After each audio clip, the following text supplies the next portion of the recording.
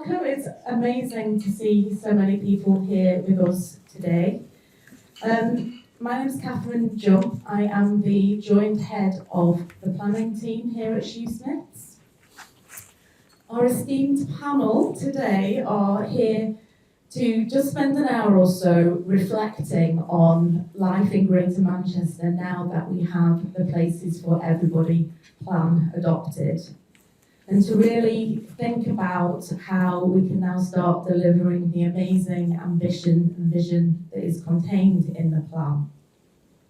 It's obviously a massive topic, and we're not going to answer all the questions in one session today. It's a topic made more complex by the impending general election and the uncertainty that that brings. We've also got to see the discussions today through the lens of the legal challenge that has been brought to the plan by a consortium of Greenbelt protection groups. The current position with that challenge is that it's with the High Court who are determining whether to grant permission. We think we should get a decision on that mid-July, but that timetable is a little bit of a moving feast. We've been looking into the challenge at Shoosmiths because we've been working with Richard and his team at Peel in trying to work out the best way for Peel and the broader industry to support the plan and to support the GMCA in their defence of the plan. We've currently got one interested party, Wayne, Nina's here, who has been granted consent by the court to be an interested party, and people have also applied, and we're just waiting for a decision on that. So with no more ado, we will introduce the panel. So from the far end, we have Ellie Philcox, who's a director at Euan and Kellie Property Solutions, Caroline Wright, Strategic Planning and Growth Manager at Trafford Council. Then we have Richard Knight, who's a Director of Planning and Strategy at Peel. Paul Dennett, the Salford City Mayor and Deputy Mayor of GM. And finally, next to me, Rob Haslam, Regional Head of Planning at Harworth. So you'll see we've got a good mix of sort of cross-sector voices in the panel, which will hopefully lead to a very interesting discussion. But I will start with Paul, if that's okay. Sure. It's obviously been quite a journey, 10 years-ish in the making of the plan. I think what we'd all be really interested to hear is your personal perspective on that journey, and what are the particular bits of the plan that you think are most important to really start changing things in our region? Yeah, so thank you very much. I think I'd start off by saying I am a fan of strategic planning, whether that applies to planning, our economy, industry, or life within the United Kingdom more generally. So I want to just put that down on the table. You know, planning for our future is a really, really good thing to do. And it's a really good thing to do, especially within a context of economic uncertainty, especially within a context when our economy is increasingly global and international, and especially within a context, and it's probably bizarre I'm saying this, but when we have political cycles that can potentially be disruptive to economic, social, environmental life within this country. So I start from that basis. You know, planning for the future is a really, really good thing. But Greater Manchester, obviously with Places for Everyone, previously called the GMSF, the Greater Manchester Spatial Framework, that was 10 years in the making. You know, there was a long period of time before we got to the point of having a spatial plan for the city region. Needless to say, working in collaboration and partnership allows you to drive efficiencies across the 10 local authorities, especially when it comes to planning policies and the evidence that needs to be gathered to sit behind those policy positions to substantiate your position, but also to ensure that whatever you do gets through public inquiry. So there is merit in collaboration from a resource point of view. And obviously I say that as well against a backdrop of the public sector, certainly local government, being decimated over the last 14 years. And you'll be very familiar with some of the challenges many councils up and down the country have when it comes to regeneration, economic development, getting things through planning at a time when councils increasingly are forced to prioritise the priorities, and needless to say, many of them look to their statutory responsibilities, so children's services, adult social care, all of that sort of activity which councils are engaged in, which does have an impact on this agenda. So collaboration within that context also aids us making progress here in Greater Manchester. I also think having a plan and a vision for the future is really important for Greater Manchester for a number of reasons. One, because it provides certainty in a context of uncertainty to a global economy. You know, investors, people interested in setting up business and creating jobs here within Greater Manchester, having a vision and a plan for the future for the next 15 years is absolutely critical in getting some of those deals and some of those negotiations over the line. But I also say this with an eye on Westminster and Whitehall. I think for too long has Greater Manchester been seen as successful to the point of the Treasury feeling it doesn't need to put its hand in its pocket and work alongside what we're trying to do here in Greater Manchester. So through devolution, which, as many of you will probably know, is in this perennial state of becoming, I think having a plan and a vision for the future is really critical in terms of negotiating the best we possibly can out of Westminster and Whitehall. And I think, thirdly, I'd probably say from a Labour Party point of view, and I know we're in Purda and there is a general election on, the Labour Party has been watching Greater Manchester very closely with regards to our spatial plan to see whether or not this actually gets over the line and succeeds. So to be here today, where the 9 local authorities who are party to that plan have all adopted it, is actually a fantastic achievement for Greater Manchester.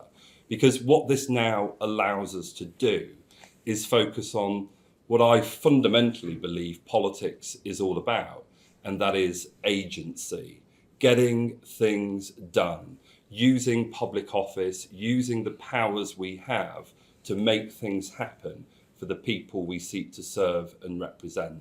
Having a vision, a strategy, a plan for the next 15 years allows all of us, that's the public sector, the private sector, the community voluntary and social enterprise sector now, to get behind realising that vision and getting on with doing the job, which is growing our economy, serving our people and responding to obviously the climate change challenges. So I'll leave it there as my opening gambit. Thank you. And we should all be very proud, shouldn't we, of how far we've come and getting it adopted despite all its challenges. Caroline, would you agree with that sort of the key aspects?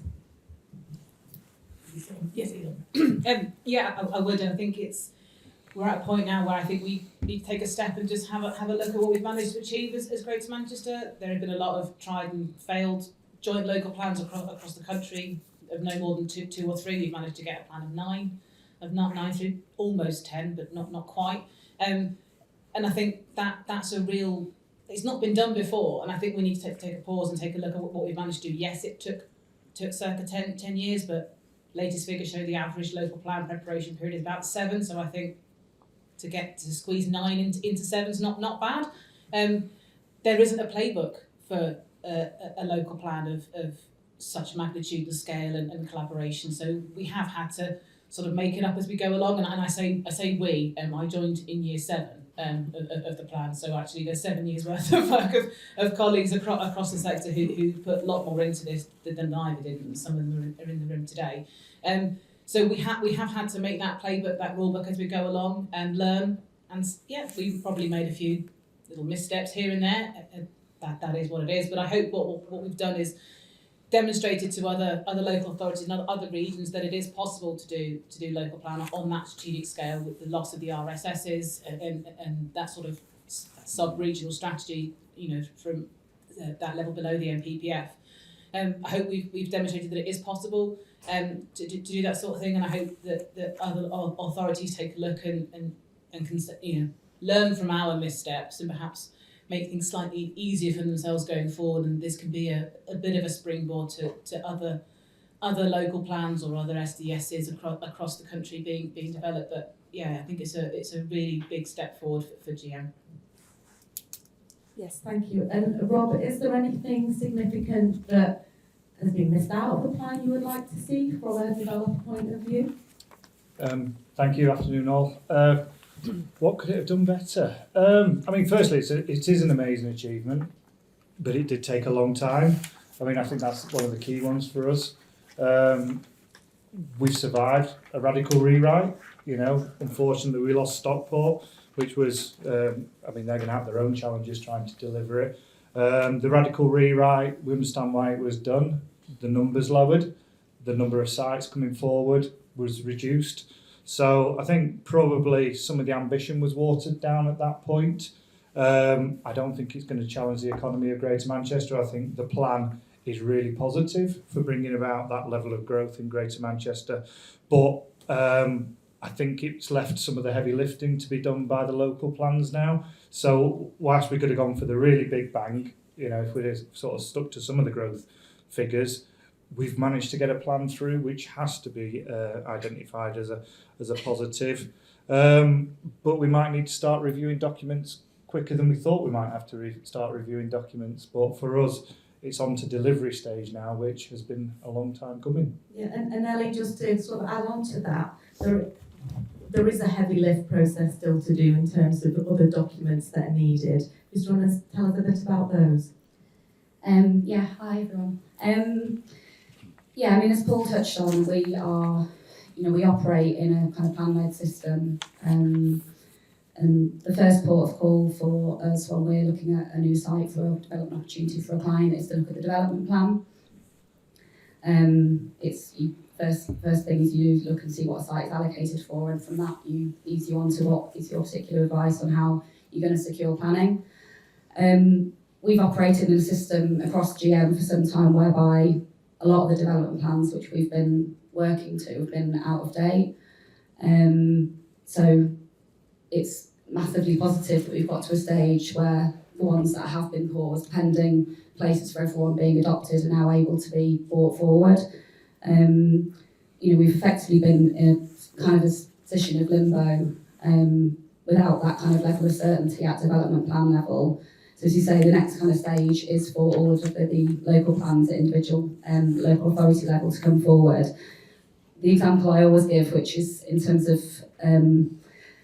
kind of date of some of the plans that we've been working to in the region is Bury. So apologies for anyone from Bury, but they always get a bit of a kicking. But their local plan is currently 1997. I'm unfortunately older than the Bury local plan, but I'm sure there's people in the room who are younger than the Bury local plan. So it's great, and there certainly has been kind of very quick movement from local authorities across GM to start making progress now with their local plans. So as well as site allocations, what Places for Everyone will bring in is this extra tier of development plan policy. We're going to be working under a 2-tier system, which is a change for everyone bringing development forward.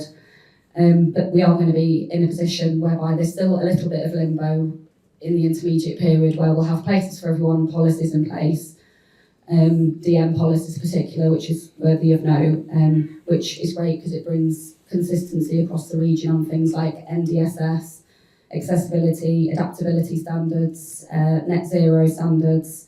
It's going to bring consistency across local authorities, but ahead of local plans being updated, we are going to be in a system whereby PFE will kind of trump them. So yeah, it's going to be something still for us to kind of navigate in terms of the kind of nuts and bolts of actually securing planning permission. Yes, big change, isn't it, for the 9 authorities that now have PFE, but there is one that does not have PFE. Paul, where is Stockport in this story? So, as we all know, Stockport took a decision to not be party to the spatial framework, to PFE, and ultimately to go it alone in terms of planning for their future, in terms of housing land, economic land, industrial land, office space. And, you know, that's in the gift of every one of the 10 local authorities to determine their future, and we should rightfully respect the democratic process in all of this. And I've sought, certainly through the numerous sort of meanders, shall we say, with regards to the spatial plan, to make sure it does have democratic legitimacy. And democratic legitimacy in all of this is really, really important.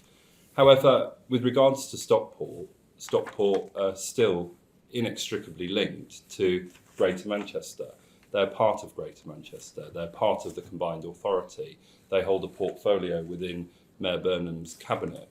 And obviously, under the plan making process, we still have a duty to cooperate. And despite the government telling us that they're looking to scrap that duty and come forward with a consultation on what replaces it, at the moment that hasn't happened, and therefore we're still bound by duty to cooperate. And throughout this entire process, we have cooperated with Stockport Council.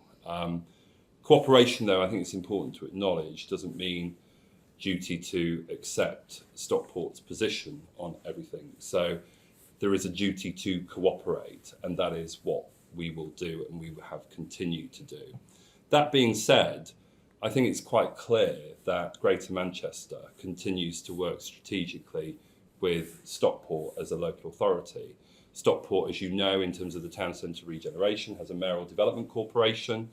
I have been instrumental in supporting some of the PRS development within the town centre with regards to the Housing Investment Loans Fund, putting in patient equity to establish market conditions, to really bring people back to the town centre of Stockport as a place to live, not just a place to work or a place to pass through or a place to go shopping. So as far as we're concerned, yes, they may not be party to the spatial plan and they may have taken a decision to go it alone with their own local plan, and that is their right to do so, but we will continue to strategically cooperate in the interests of Stockport and the people of Greater Manchester, whilst we'll also continue to adhere to what's legally required of us in terms of duty to cooperate when it comes to plan making and the enactment of those plans moving forward, and obviously any refresh that may take place in the future. But as we see the plan currently, over the next 15 years, we are making provision to meet our economic growth aspirations, and we are making provision to meet our objectively assessed needs in terms of our housing targets. So I don't, as I sit here today, envisage us needing to radically rewrite the spatial plan to meet economic needs and housing needs. I think the plan does exactly what it says on the tin. Brilliant answer, thank you. We're here today to kind of look to the future and to look to the delivery of the plan itself. Delivering development is currently super tough. I don't think I can remember a time when the planning system has been more turgid in my long sad career. So to Richard, now we have the plan, how is it going to help you? Thanks, Kathryn, and hi everyone. I think looking forward, it's probably worth looking back a little bit as well first, and like over the last 10 years, the gestation of this plan and the number of, so it started off as a response to a growing housing crisis that is now far worse than we probably would have anticipated 10 years ago. Social and economic challenges following sort of multiple crises of Brexit and COVID and the cost of living and all sorts of other that and then on top of that, the whole sort of environment challenge and climate change. So, we're at a point where we're trying to sort of grapple with all of that, and I think PFE gives a really strong sort of framework for how to move forward positively to try and deal with all of that in Greater Manchester. And one of the number of themes that really run through it, one that are quite striking, one being the sort of levelling up piece within GM of the north-south divide that exists in GM, and actually trying to regenerate a lot of the towns and places in the north of the conurbation. And you can see in the plan that a lot of the big sites that have been released are close to some of those areas and will hopefully actually facilitate some investment into those places. You can also see that there's a big sort of push on like growth areas and sectoral drivers. So not just like big box logistics, but advanced manufacturing and health and digital and other things that are then sort of weaved into all the other GM strategies. So I think it's a proper sort of economic spatial strategy as well as some sites. So from our point of view as on the sort of delivery end, that's all great to have all that kind of certainty and all that policy in place, because not only does it give you confidence in getting planning, but it helps sort of bring others along. We've essentially, written our business plans around, a lot of what's happening in that plan, and focusing activities and people that we do business with, a lot of whom are in this room as well. So it does, just helps give business and industry a lot more certainty in the same way that sort of Paul's described for the public sector as well. So I think the other thing to sort of focus on in terms of like looking forward with the sites, a lot of the sites are big sites that so what it could have done is sort of gone for 200 or 300 small sites, and then there would have been 200 or 300 battles on the edge of people's gardens, and what would that have delivered in terms of outputs? But by focusing on a smaller number of much more strategic sites, it's been able to sort of align with things like transport strategy, bus and rail connectivity, active travel routes, all that sort of thing. Strategic sort of provision of green space, which is embedded in a lot of the bigger schemes. So actually opening up parts of the green belt that people have no access to presently, and then delivering the sort of social goods, social value, the affordable housing, so a lot of those things which can be properly planned at scale. So I think that is going to take a bit of time. So we're on with the first 3 of the schemes that we're involved in, and there's a lot of work for us and lots of other people to do to try and move all that forward. And it won't happen overnight, as you rightly say. Development is difficult, but I think that the key thing is we've got to crack on and start getting stuff built, basically.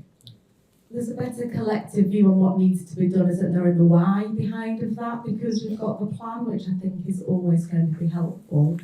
Got a fantastic cross-sector of people represented on the panel, and I suppose us working on a cross-sector basis moving forward has to be the key to this. So, question for Caroline, really, how can we best work together, particularly when we're looking at the big sites like Carrington, some of the ones that Richard alluded to that are enormous of themselves, and we've got quite a lot of them now that could all be brought forward? Yeah, it's a question I ask myself on pretty much a daily basis. So Carrington, for those of you who aren't aware, is a site in Trafford. It's roughly on the border with Salford. It's 1,100 hectares in total. Not all of that is for development. Some of that's greenbelt, some of it's already built up. So it is. I think it is the largest site in the plan. Certainly in terms of size, but also in terms of the number of homes, which is 5,000 and 300,000 square metres of employment space. So it is a very large site. It is strategic in that sense. I think there's only 6 or 7 other sites in the whole of England which come close to or go 5,000 or above. But in terms of that cross-sector engagement and collaboration, the way that we're approaching it is quite open, quite honest, quite transparent. I think that's the only way that you can deal with these sites in the times we're in. I'm very cognizant of the fact that we're quite possibly in one of the lowest. We're in a time where there is very, very low public confidence in politics and in public sector generally, and I think that often adds a lot to the scepticism and misrepresentation of views and misunderstanding and miscommunication. And I think we have to accept the fact that we're in those times at the moment and tackle it head on. So for sites like Carrington, we are at Trafford taking a very, very open view. We are taking that engagement first, consultation later approach, getting everyone around their collective tables, getting the views of the Greenbelt groups and the local communities who are quite scared. I think that's fair to say, quite apprehensive about the level of change that they see happening in their communities, that they don't fully understand how it's going to work, and that they are confused by the infrastructure that's needed and want to make sure that it's there. And I think with that, we need to recognise that there isn't just full of NIMBYs out there. We do have quite a lot of groups who actually want development and see the benefit of it. They don't necessarily have the loudest voice in the room. So we need to hear from them as well. We also need to hear from the statutory consultees on what their plans are for the infrastructure, for the environment, to make sure that the places, and I think that's the key thing, the places that we're creating, because these sites are large. It isn't just a housing development that is just going to be knocked out in a couple of years. We are talking in Carrington and other ones, 10, 15, 20-year build-out periods. We are going to be creating new towns, new settlements, new communities. They need the infrastructure. It's not going to be footed fully at the cost of the private sector and the house builder, unless, Richard, you tell me otherwise. Rob? We have to get them on board. They have their 5-year cycles of plans. They have their, United Utilities have their 5-year water improvement plans, Safe for National Grid, National Gas, all the other bits and pieces. We have our own highways and transport issues that we need to resolve. We have the 2040 strategy, which sits very helpfully, was deliberately done so right alongside and underneath places for everyone. So we have a plan as to how you're going to physically get to these places, but we need to speak to them about when are their investment cycles. Do they already have plans in place to cope with the level of drainage that's going to be coming off the surface water? Do we need to look at how we capture that within the existing sewage system, or do we need to look at more sustainable methods, and how does that affect the environment, and does that affect flooding? All these sorts of things that need to be addressed, and that's just the statutory consultees. We then get to, developers and house builders and guys and girls who just want to. They want to create places. They want to build the homes. They want to build the affordable housing, the market housing, the build to rent, all of that sort of stuff. You understand the sector better than I do. We need to work with you to make sure that we can support you and facilitate you doing that, and open the doors and unlock sites for the development industry to build on. We also need to unlock the sites for the schools, the doctors' surgeries, the local centres and those sorts of things. And again, they know better than we. And then we have to obviously engage with our local politicians and our parish councils, of which helpfully for Carrington there are 4 parish councils, all covered by the allocation, which makes it quite interesting. But we have to get that political buy-in, that political support, so that they can speak to their communities on our behalf, so that they can get the feel for it, they can feed into us, and we can bring them along. And then we kind of got to get them in the room together and hopefully not shout at each other too much. And we need a plan for keeping it all in the room for a really long time, in terms of how all these things. So a plan for like working together over a long period. And the other thing it takes is strong leadership. Either that's political, or it's officer led, or it's from the community, from that side of things. So it really is that cross sector, that collaboration. We really trying to make sure that does work. Having said that, we've got to keep it simple and stupid to a certain point. There is a propensity within local planners, and I hold my hand up to this, that we want it perfect, and it has to be 100% perfect, or it's not good enough. And I think we have to accept that no plan is perfect, and if you try and aim for perfection, you're probably going to miss quite badly, and that takes time, or it delays it, and costs extra to get there. And I think we just have to understand and accept as planners and try and get that across, that you kind of just need to get it done, and it just needs to be good enough to do the job, which is to unlock the site, provide that certainty to the development industry, but also to the local communities who can then get behind it and hopefully, for the best part, understand and support the fact that they are going to get the school places, they are going to get the doctor surgeries. They might not get until year 22, but there is a plan in place to get there.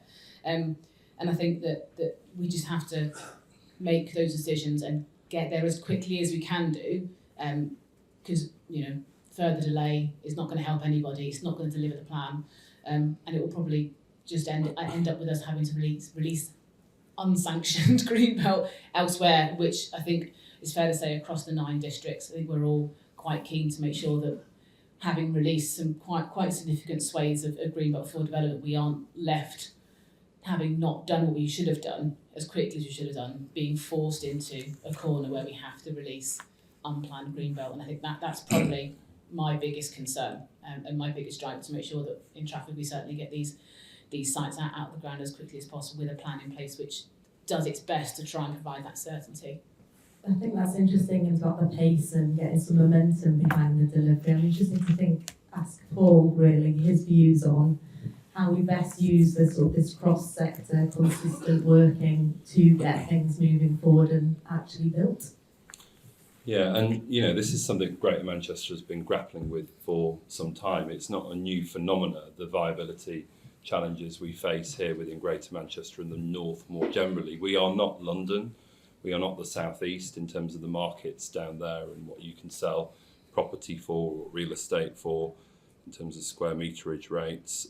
What we are is Greater Manchester, and we've got to work with what we've got. And yes, we are very aspirational in planning terms, and that's right, because for me it isn't just about getting the development away, it's about creating sustainable communities that will stand the test of time. So responding to the climate change challenges, the net zero challenges, building quality, so not value engineering the hell out of what we build. This is really important stuff, because in 40 years time we don't want to be back in these communities rebuilding properties necessarily. So the challenge before us is significant, and I don't apologise for that. I think we should absolutely have a high bar for the people of Greater Manchester, but with that comes a cost, and those costs, as we know, cannot solely be met by the developer community, and we've already heard that. So for me, the future of the National Planning Policy Framework is in the mix here in terms of land value capture.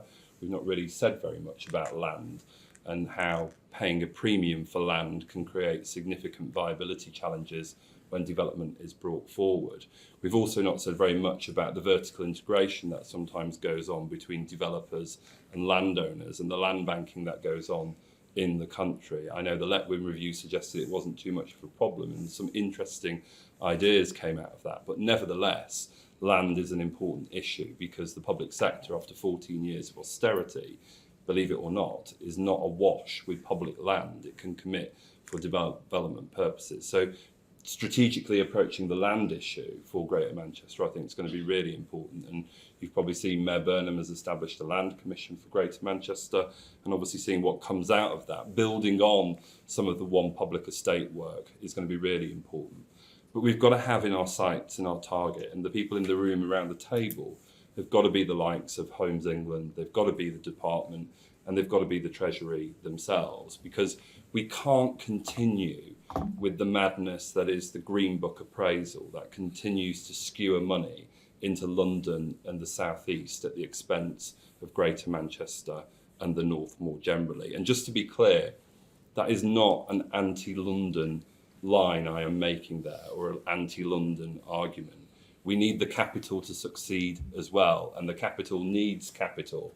So, let's make sure that happens as well. This is about growing the cake, and it's about deploying capital in a strategic way that maximise the economic, social and environmental capital for this country. But I'm absolutely convinced, in infrastructure terms, Greater Manchester and the North has been missing out significantly if you look at the cumulative consequences of this over time.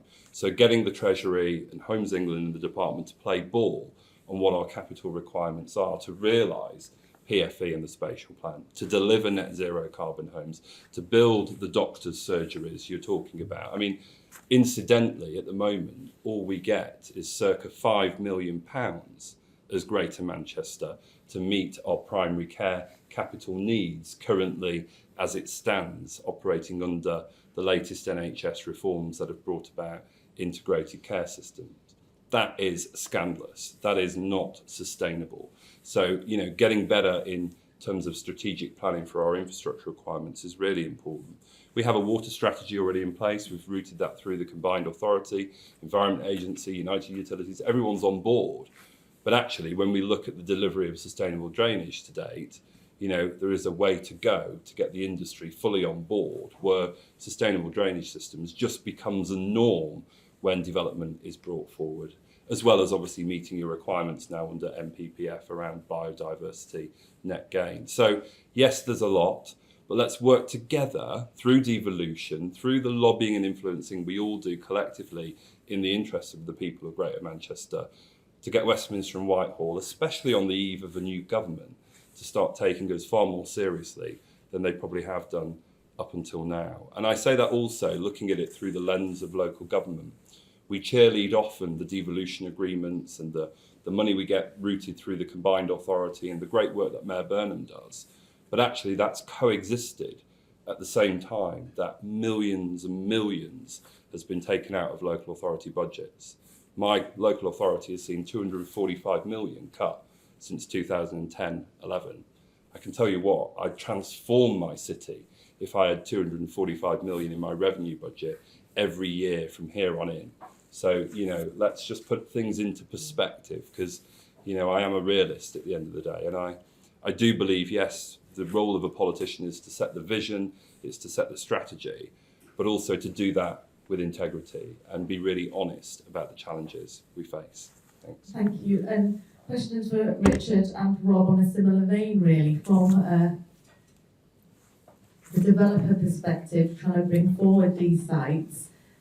Paul's listed a lot of issues you're going to face: viability, quite a long list of social value things you're going to need to provide, the schools, the open space, infrastructure, highways.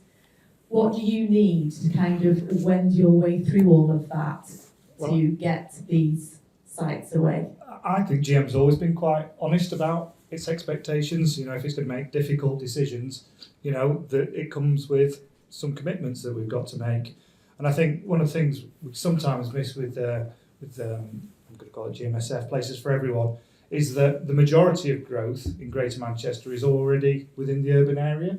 I think it's about 90% of the growth is going to take place on sites that are already there. It's not just the Greenbelt discussions that we're having, and they bring their own challenges around viability, about availability of school places, doctors' surgeries, the normal things that we will get challenged on our big sites. It has its own viability challenges. Greater Manchester uses its funding, it uses its pensions funding, it uses its investment fund to make these sites happen. One of the benefits that you get when you build at scale, like Richard was sort of outlining earlier, is that ability to place make, and it's that ability to deliver other things such as higher levels of affordable housing that you might not be able to do on some of the more challenging inner urban sites. So I think certainly the placemaking aspect of it and building at scale is really important. We don't build doctors' surgeries, we can build the building, we can't put the doctors in it. All these fiscal challenges, all these challenges that not just local authorities are going through, but other public sectors are going through, are not going to change. You play bingo every time you go out for a public consultation. The top three things will be highways, it'll be doctor's surgery, it'll be school places. And whilst we can provide and make facilities and give contributions towards, we still need to work with partners to ensure some of the joined upness is taking place. And, even if we put them in a day dot, it's no guarantee that there will be the people to populate them. So I think, using the scale, using the long-term nature of some of our sites, using the funding strategies that are available to us, we can deliver a lot of stuff in the site itself, but we can't always bring big pieces of kit to the site. So working with TFGM around tram trains or, extension to Metrolink or some new junctions, capacity on the motorways, we can contribute towards them. But Greater Manchester's made a commitment to going for growth. It's made a commitment to these levels of growth, and it's also backing it with a lot of its funding decisions. So for me, there are huge opportunities in there. Building at scale, the biggest constraint on land, constraint to development is land. And Greater Manchester's put its money where its mouth is. It is now up for us to deliver it. We can do so much, but we will also be heavily dependent on some of our public sector partners to aid that delivery and make sure that some of those promises that we've made are going to be delivered. Climate change bar, I talked to my director of sustainability. He works across the North and the Midlands. He looks at the Greater Manchester policy, and even he has a little swallow and think, right, how are we going to deliver this? You know, the bar is there. PFE has set a high standard. It's for government to catch up in a lot of the ways. Industry's leading the way in some of these areas, waiting for local plans and local policy to catch up. In some areas, we've got a very ambitious ESG agenda, but you look at some of the stuff in PFE, and we have to take a step back and think, that's coming forward quicker than we anticipated. We need to pick up those things. So, you know, challenges on both fronts. Thank you. And Richard, would you agree with that? Yeah, completely. And I mean, I think you've touched on it there, Rob. Like the net zero is, you know, one that is an obvious challenge, and nobody kind of has the answer to that one right now. But it sets the challenge there for everybody to try and rise to. And I think that, you know, the sort of wider answer to the question around collaboration is the plan provides the basis for that collaboration to happen, but there needs to be, I don't know, maybe, well, the two sort of words I'd written down were trust and communication, because I think, you know, there has to be trust and honesty between local authorities, between all the other agencies that are involved, between developers and the community about, you know, being honest about when things are going to happen, what's going to happen, why things aren't happening, why things need to be a certain way. And, you know, that can obviously reap rewards in the longer term, and, you know, making sure that you are actually communicating what's happening and why it's not happening. So I think just a kind of thought as to, you know, maybe for something for the CA to consider, or the industry to consider, is what are the forums that exist to have those conversations going forward, and does it maybe need a bit more of a, you know, there used to be sort of industry groups or things like that, and that there's not much of that sort of thing exists anymore, because obviously the public sector's been kind of hollowed out a little, and everybody's busy with the day job. But I think it's great to have events like this, but we're only kind of scratching the surface and not actually getting into any specifics. So yeah, just a question really. So. And Ellie, would you agree with that? The need for the forums for the conversations to continue, and any thoughts on how we would do that? Yeah, no, definitely. I mean, I guess the way I come to think about it is kind of from a development management perspective, in terms of how does having a plan transform to actually getting a planning permission for a development that can be delivered. And I think the conversations we're having about places for everyone obviously are really important, but I think there's also important the conversation to have around decision making. And I think that the reality is the scale of kind of when you're having an application that's coming forward, which is of a reasonable scale, the likelihood is that it's a decision which is going to be made at the planning committee, and that adds in I guess another kind of layer of kind of uncertainty in the process. And it's kind of important to acknowledge that. Reflecting on, I guess we were talking about homes, and, you know, the starting point in terms of economic and social prosperity of the region is people having a home. That's the very starting point, isn't it, for someone to have somewhere safe and warm to live. And I think as part of that, it's important, I think, to touch on not just housing, but also homelessness as well, and people who are in between, you know, potentially living on the street and having a home. And I think that ties into my point about decision making. I was looking at watching Manchester Planning Committee last week, so it's what I like to do in my spare time.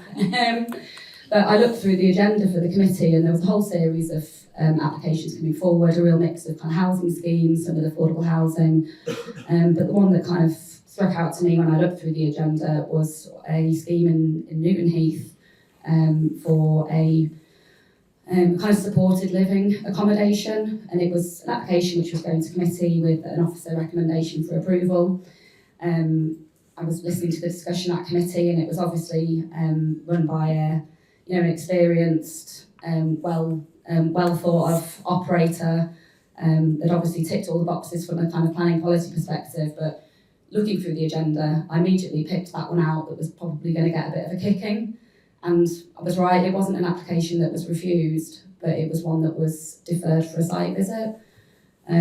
So I think it's just something important to reflect on, and that's a good example that we can have a plan in place, but that also needs to travel through to actually a decision being made. And when there's we're in in the country we're still in a position where we're in a national housing crisis, and there's issues with homelessness across the region. It's, I don't know, reflecting on what else we can do to.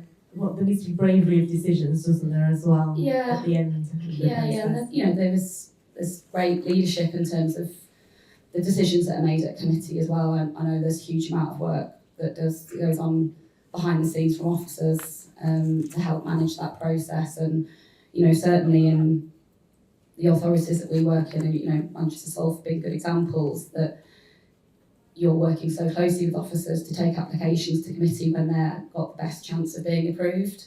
So it really is that collaboration goes right through to those decisions being made. But I think it's something, interesting to reflect on that decision-making point, and I guess potentially what changes could be made there. Yes, thank you. We're nearly at the end of our time. I have one killer question for each of you to close the panel discussion. I alluded to it at the beginning. We obviously have the general election around the corner. Regardless of who wins, what can the new government do or not do that would sort of maximise our abilities to deliver this plan? I'll start, Ellie. I think mine's an easy one, and it would be about local authority resource and planning officer resource. I know there's been something, the Labour government looking to introduce, I think, 300 new planning officers, which is good. But I think when you think about the reality of that, I think that's not even one new officer per authority, and doesn't even touch the sides in terms of replacing the officers that have been lost in the last 10 years or so. It's a really difficult job being a planning officer. It's highly skilled. You're managing lots of different messages and challenges. It would be local authority resource to actually get those schemes through the planning system. Absolutely. Caroline? Well, as a highly skilled and excellent planning officer myself, I agree. I think the one thing that I would say to any government is, can you please stop meddling with the planning system and stop faffing around the edges and tweaking the bits here and there, and actually making it really difficult to try and interpret which avenue we go down, particularly for plan making. We have the lure in, we've got a 30-month deadline, but it's not quite in yet because the secondary legislation isn't there. We don't know whether we're doing the standard book, which we all know and love, whether we're going to go down that one.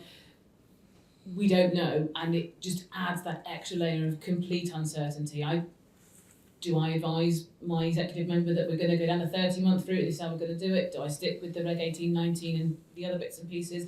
It makes it really hard. So either don't touch it and leave it alone, and it's not perfect, we know that, but let us get on with doing it, or do it properly and have all the secondary legislation and stuff available from day one so we know where we're going. Yeah. Leave it alone and fund it is what I would say. Anyway, Richard? Yeah, I think I'd probably agree with the don't sort of change the planning system too much in the early days, but there are obviously some recent changes that were made by the government that should be reversed, and there's obviously been talk of things like grey belts and looking at housing and economic numbers again. But I think in terms of the question, actually delivering PFE, as well as the resources in local authorities, I think that wider infrastructure question, and both in terms of how the statutory and other consultees respond and how they're resourced, but also, what are their own infrastructure pipelines, and what are the blockers around water and rail and road and that sort of thing. The country's got a massive infrastructure challenge, and the PFE the success of PFE would be dependent in a lot of ways in terms of what funding comes for things like transport, energy, water investment and such like. So infrastructure for me. Thank you, Paul. I have a really long list. You're allowed. So I think one of the first things that the government needs to do is implement the Renters Reform Bill, scrap Section 21 no-fault evictions. That is driving the housing crisis, that is driving the homelessness crisis. That needs to happen yesterday, or probably years ago as far as I'm concerned. Scrap Right to Buy. Right to Buy is a disincentive for housing associations and councils to build truly affordable housing. We often talk about affordable housing. Affordable housing for me is rents capped at local housing allowance and below, just to be clear. Obviously, we need to embrace home ownership, and revisiting maybe Help to Buy in some form or another is absolutely the right thing to do. Because again, for me, right to buy shouldn't necessarily be seen as the route to home ownership.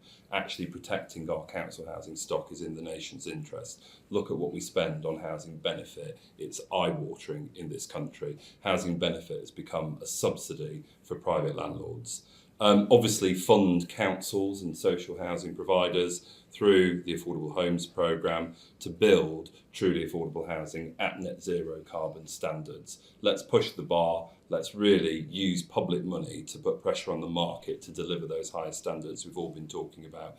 Keep local housing allowance under review. Government committed to obviously enhancing this recently. Just so you all know, we did some work about a couple of years ago now.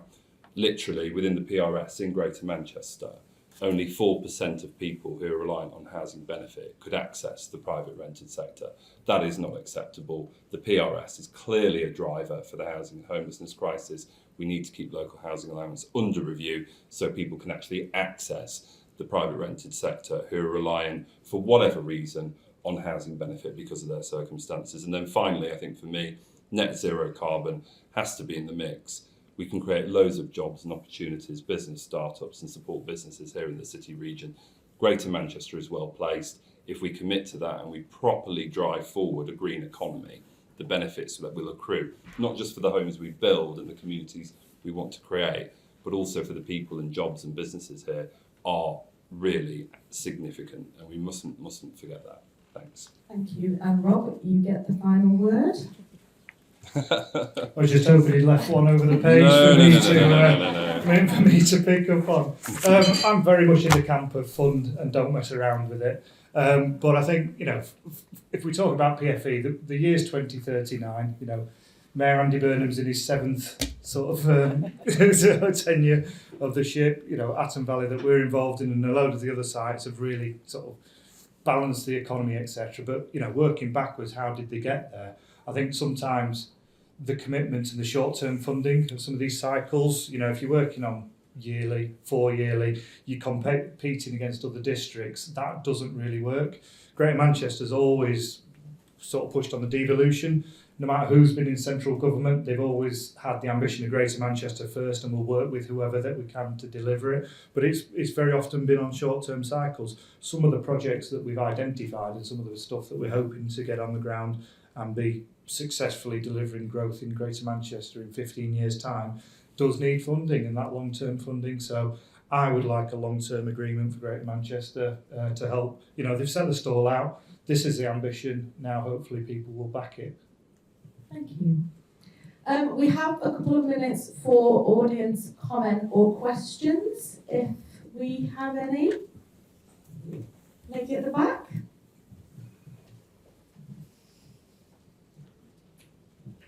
Hi there, I'm Angela Mansell from Mansell Building Solutions. We're an off-site housing provider based in Bolton. And whilst we are here discussing development and PFE in development terms, no one has mentioned construction and actually how we're going to deliver all of this.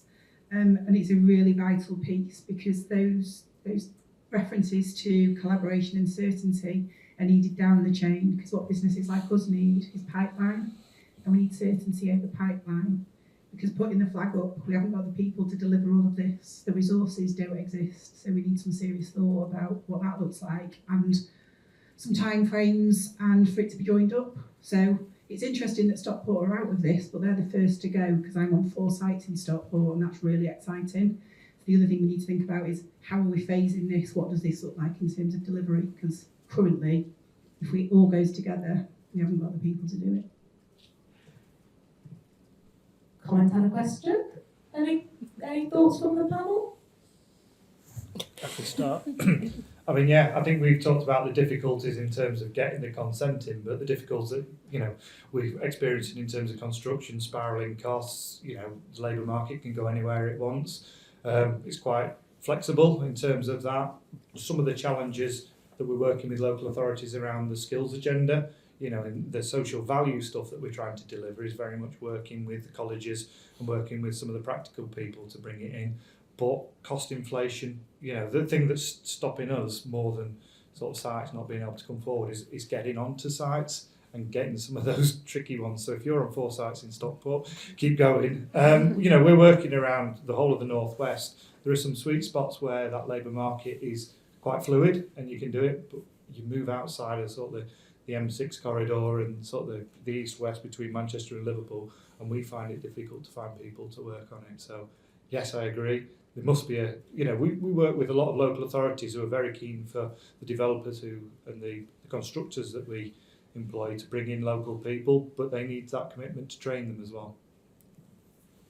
So I think what I would say is let's not beat ourselves up too much on this issue, because look out the window and look around Greater Manchester and look at what we've actually delivered in a relatively short space of time. We've been delivering an awful lot, and behind all of this there are medium to long term partnerships that are in place across the city region. So when you compare Greater Manchester, I think, to other parts of the country, we're already a head start, really, with regards to the challenges you've articulated. And the challenges you highlight are not lost on us either, because, we've been talking about those issues for some time. If you're familiar with the work of Mark Farmer, where he talked about the need to modernise or die, and obviously he used that policy document to really push MNC and modular housing and off-site construction, given the challenges we have within the industry around an ageing workforce and the disjuncture, if you like, about what's happening in education providers with regards to what the industry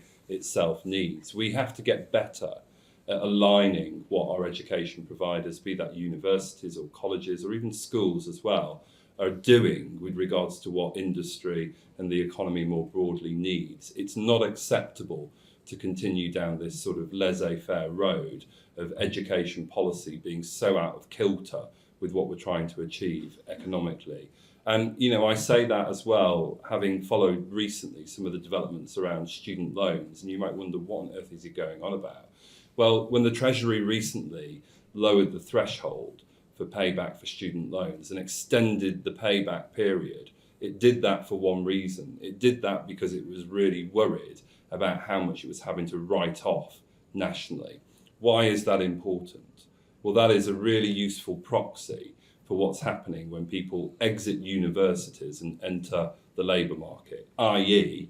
those people are not moving into higher skilled, higher paid jobs, and the Treasury, we, the taxpayer, are having to pick up the tab for it. So getting better alignment between education, trainee providers, what industry and sectors need to properly realise this higher paid, higher skilled economy we've been going on about for years should absolutely sit at the heart of this agenda, because we do need to train the workforce of the future.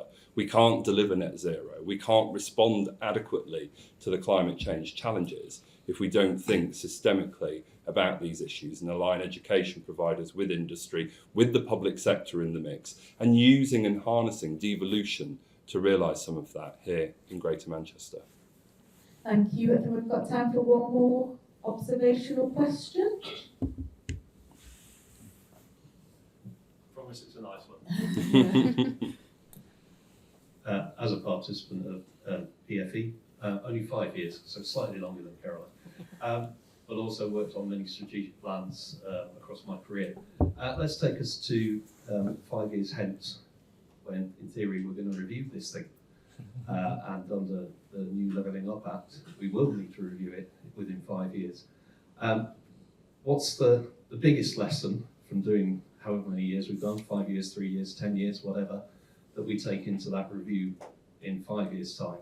How do we do it better? What's the key thing that, in terms of doing PFE Mark II, how do we do it better? Caroline? My microphone's gone. No. There we are. I don't know if that one's not working. I think in terms of Mark II, one fills me with dread.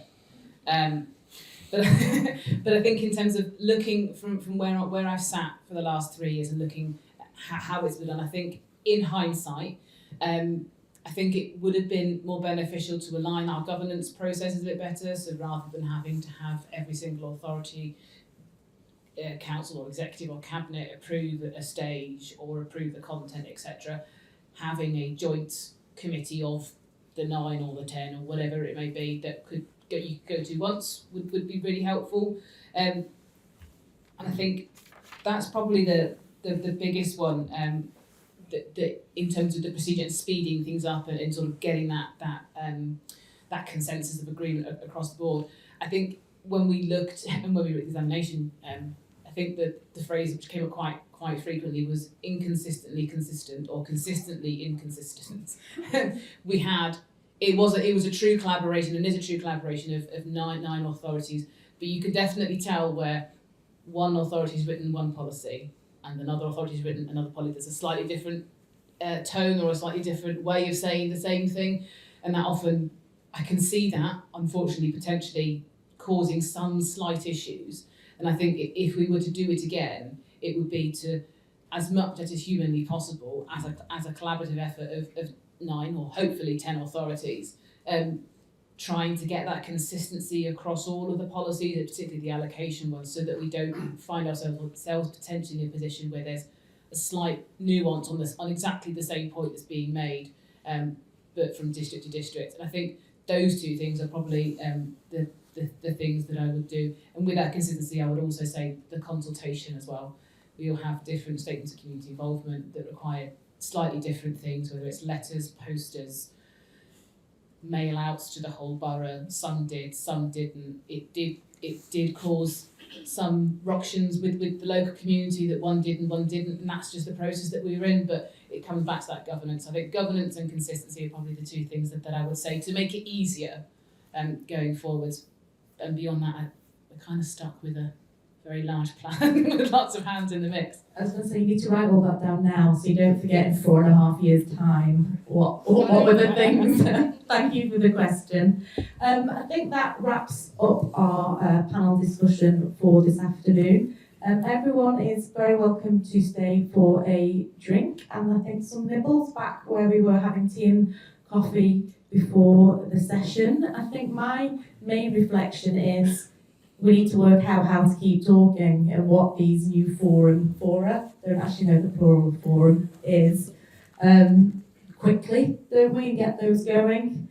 In terms of the plan, if there are industry bodies who want to support the defence of the plan, there are abilities through the industry parties to submit witness statements in support or evidence. So if you do want to talk a bit more about how you could get involved in supporting the defence of the plan, just obviously let me know. We can have a chat about the process. That just leaves me to say thank you so much to the panel for being so honest and open in your discussion, and we can thank them in the normal way.